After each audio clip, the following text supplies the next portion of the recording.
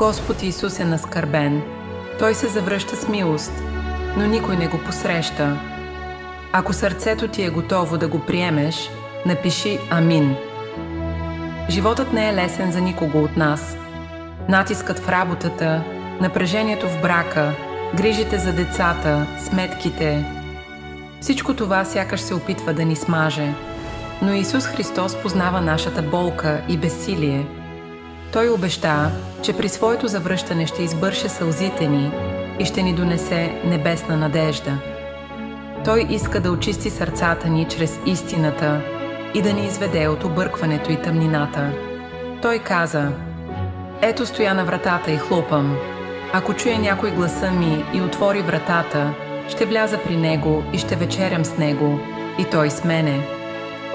А когато дойде онзи, Духът на истината, ще ви опътва на всяка истина.“ Днес Той хлопа на сърцето ти чрез Словото си. Нека вече не наскърбяваме Господа. Нека не изпускаме спасението, което чука на вратата ни. Отговори на Божията любов още днес.